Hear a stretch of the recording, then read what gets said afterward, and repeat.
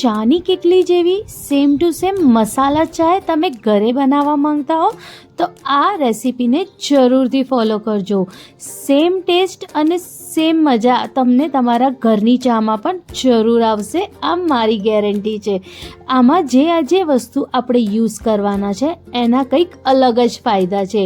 આ એકલી ચા નથી, આ એક ઇમ્યુનિટી બૂસ્ટર છે, આ એક એનર્જી બૂસ્ટર પણ છે અને આના તમારા શરીર ઉપર ઘણા બધા ફાયદા પણ થશે. તો ચલો જઈએ આપણે ચાનો મસાલો બનાવવા તરફ. સૌપ્રથમ આપણે એક જાયફળ લેવાનું છે, એને આપણે આવી રીતે ખાંડી દેવાનું છે અને એને નાના નાના કટકા કરી દેવાના છે.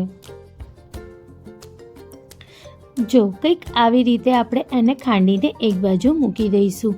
હવે આપણે 5 મોટી એલાયચી લેવાની છે.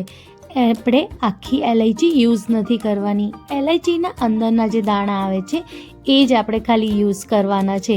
એટલે આપણે એને આવી રીતે સરસ રીતે ફોલી લઈશું અને આવી જ રીતે આપણે બધી એલાયચીને ફોલી લેવાનું છે. હવે આપણે જે ઇન્ગ્રીડિયન્ટ્સ જોઈએ એ હું તમને બતાવું છું. સૌપ્રથમ તો આપણે 5 મોટી એલાયચી લેવાની છે, એને કંઈક આવી રીતે આપણે છોલી લેવાનું છે. હવે આપણે જાયફળ લેવાનું છે, એને પણ આપણે ખાંડી દીધું હતું પહેલાં, એના ભૂક્કાને બધાને આપણે લઈ લેવાનું. હવે આપણે તજ લેવાનું છે, એ બી આપણે 10 ગ્રામ લેવાનું છે, એનાથી વધારે નથી લેવાનું. હવે આપણે 1 ચમચી જેટલું એલાયચી લેવાની છે. 1 ચમચીથી વધારે પણ તમે લઈ શકો છો અગર તમને ગમે. હવે આપણે 1 મોટી ચમચી જેટલું આપણે કાળા મરી અને 1 મોટી ચમચી જેટલું આપણે લવિંગ લેવાના છે. હવે આપણે આમાં 3 મોટી ચમચી જેટલું ખાસ કરીને એલાયચી લેવાનું છે. આનો જે ચાનો ફ્લેવર છે એ બહુ જ મસ્ત કરી નાખશે અને તમારી ચા એટલી ટેસ્ટી કરશે કે આનાથી તમારે ચાનો ફ્લેવર બહુ વધી જશે. 2 મોટા ચમચા જેટલું આપણે સૂંઠ પાવડર એડ કરવાનું છે.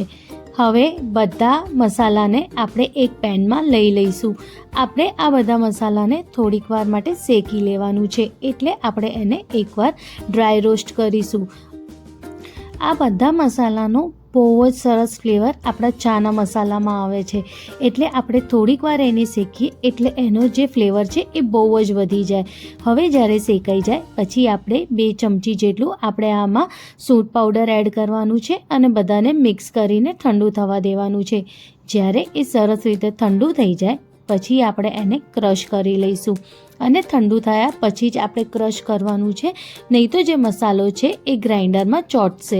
એટલે એકદમ ઠંડુ થઈ જાય પછી આપણે એને સરસ રીતે એકદમ બારીકવાળું ક્રશ કરી દઈશું. અને તમે જોઈ શકો છો આપણો જે ચાનો મસાલો છે એ રેડી છે.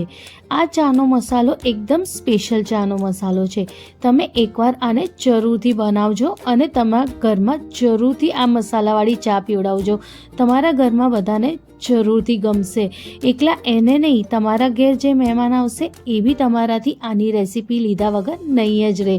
આ ચાનો મસાલો ખરેખર બહુ જ ટેસ્ટી બને છે. તમે એકવાર આને જરૂરથી ટ્રાય કરજો. હવે હું તમને ચા બી બનાવીને બતાવું છું કે આપણે કઈ રીતે બનાવીશું. 1 કપ ચા બનાવવા માટે આપણે 1/4 કપ જેટલું જ પાણી લેવાનું છે. હવે એ પાણીમાં આપણે 1 ચમચી જેટલી ખાંડ નાખવાની છે અને અડધી ચમચી જેટલી આપણે આમાં ચા એડ કરવાની છે. ચા પત્તી તમે તમારા અનુસાર પણ એડ કરી શકો છો, ઓછી વધારે. હવે આપણે પાણીને સરસ રીતે ઉકળવા દઈશું. જ્યારે એ થોડીક વાર થાય ઉકળતા પછી આપણે 1/4 કપ જેટલું દૂધ એડ કરવાનું છે. જ્યારે તમે ચામાં દૂધ વધારે એડ કરો અને પાણી ઓછું એડ કરો તો એ ચાનો ટેસ્ટ બહુ જ મસ્ત આવે છે. એકવાર તમે આવી રીતે ચા જરૂરથી બનાવી જોજો. ખરેખર તમારા ઘરમાં બધાને આ ચા જરૂરથી ગમશે. હવે અહીંયા આપણે 1/4 કપ જેટલું દૂધ એડ કરી દઈશું અને એને પણ એક ઉભરો આવે ત્યાં સુધી સરસ રીતે આપણે ઉકળવા દેવાનું છે.